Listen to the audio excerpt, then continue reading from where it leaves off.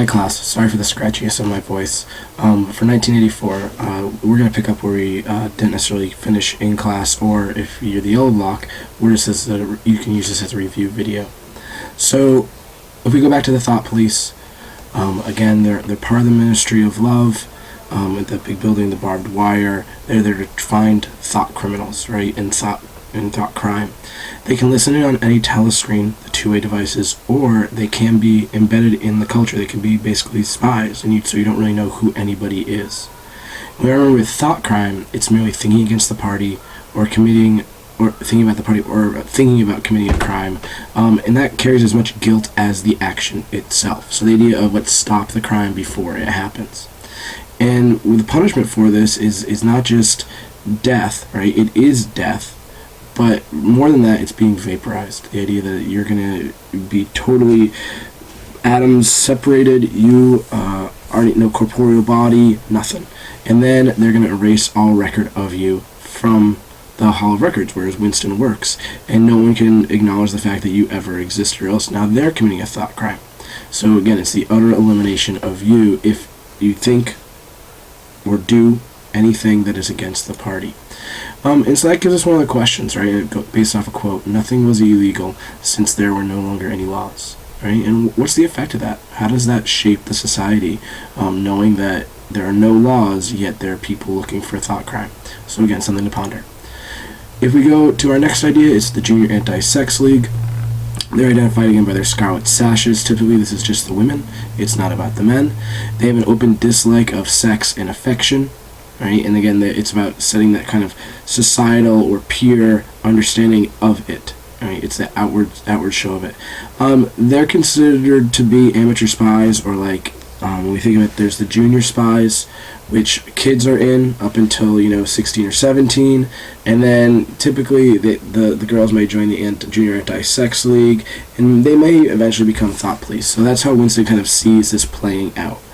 When we think of the Junior Anti-Sex League, he again equates it to the dark-haired girl because she wears one of the scarlet sashes. And some of the qualities in there also you want to go back and look at when he talks about Catherine, his wife, and the dislike of sex and affection, and the indoctrination of women and even men on that dislike of sex and affection, and how it controls the population. Next, let's move to Newspeak. Again, it's the reduction of language to its simplest parts. So Syme works with this. They're trying to remove words from the dictionary out of speech. And again, by removing words, you start to remove thoughts, right? And you start to constrain thoughts. If you flip all the way to the end of the book, there's an appendix about Newspeak.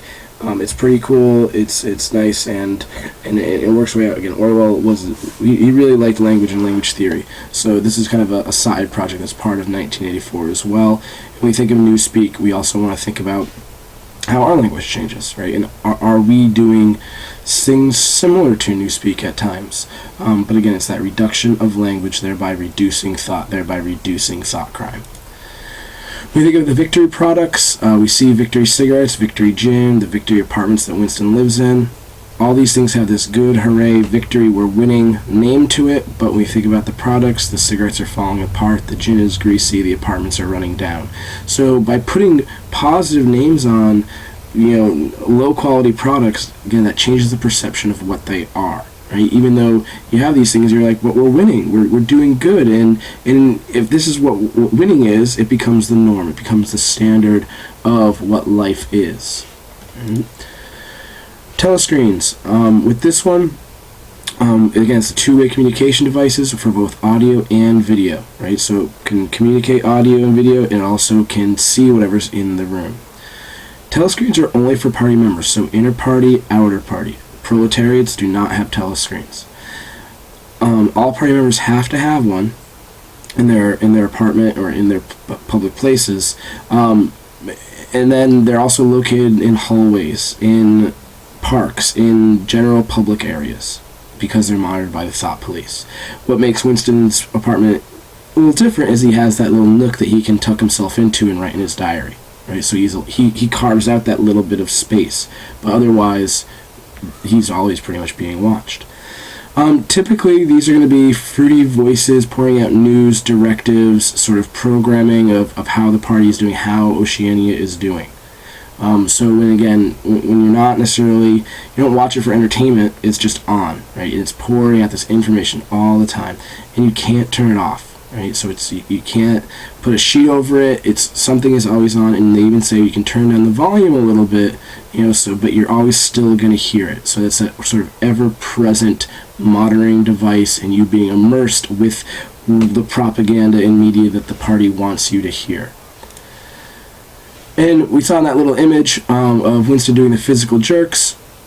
We see this in one of the chapters where he wakes up, and it's that sort of call to morning exercises. And kind of imagine the entire population up doing the same exercises at the same time.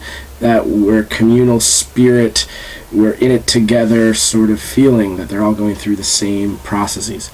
The other thing that's important is it establishes the telescreens work, right? Winston gets called out for not being able to reach down and bend his toes, and when that happens, he's freaks out a little bit. He's like, okay, I have to reach down and touch my toes. So that, it's not just an empty threat, these telescreens, that, hey, oh yeah, someone's watching that, you betcha.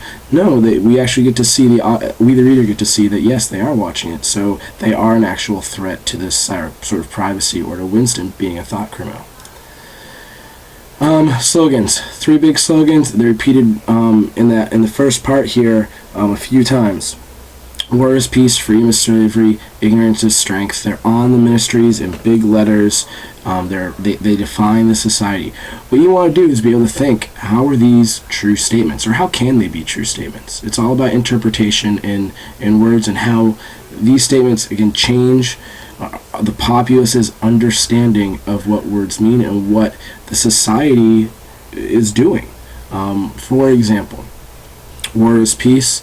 We can look at that as we have to go to war in order to achieve peace. Only by beating our enemies, defeating them, can we actually be at peace.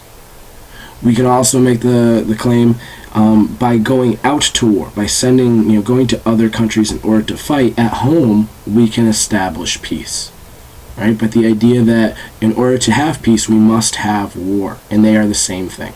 So try to do the same thing for freedom is slavery and ignorance is strength, right? Again, it's how can we wrap our heads around these slogans and make that so we can understand that they can be true. Doublethink. This is probably one of the most complicated ideas to get across, but bear with me. I have a little lesson here to maybe help you out. There's a quote there. Read it. It's the definition of what doublethink is.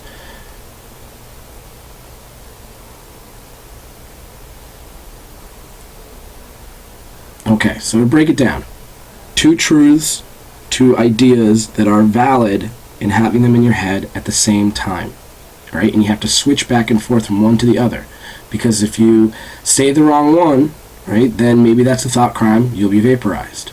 So it's this process of having to dance from one foot to the other, right, figuring out what does the party want you to think, in knowing that one is true at one time and one is false, and one is true, one is false, in that, again, effortless kind of instinctual way of doing it.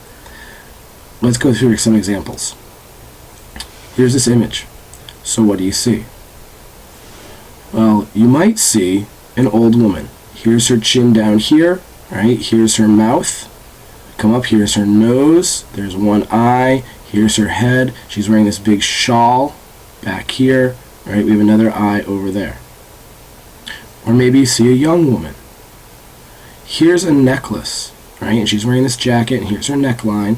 We come up, here's her cheekbone, her chin. This is her nose and eyelash. Her head is turned away from us. Again, her hair, and kind of a feather in her hair, and a big shawl coming off the back of that. So now, which one's true? Right? We have 2 images that are present at the same time, and now it would be the party saying, you see a young lady, don't you? No, you see an old woman. You see a young lady, you see an old woman, and you have to make your mind see that one based on what you think the party wants. A couple quick examples. One of the 2 images we see in this one. You might see a knight on a horse jousting with a dragon. Right? Here's the horse with his knight. Here's the dragon. This is all sort of landscape and the castle in the back. Or you might see a man, right? So here's his chin and his mouth, his nose. All this stuff out here is his hair coming around, right? And he has this sort of halo around. He's wearing this big shawl. Again, both are true at the same time. Move to this one. Maybe you see a man, right? His two eyes, his nose, his lips over here with his mouth, his chin, his neck going down. Or if you tilt your head a little bit to the right and you're kind of looking at it, maybe you see the word liar in cursive, right? Or L-I-A-R. And our last one, maybe you see a skull, right? Kind of the dome of the skull. Here's the nose, and here our eye, and our kind of jagged mouth teeth. Or maybe you see a woman looking in the mirror, right? So here's the line of the mirror, right down here. Here's her head. She's looking into the mirror. Here's her reflection coming back out of the mirror, and this is kind of a makeup table. Right? So that's doublethink, having to switch between these two images effortlessly and seamlessly. Right?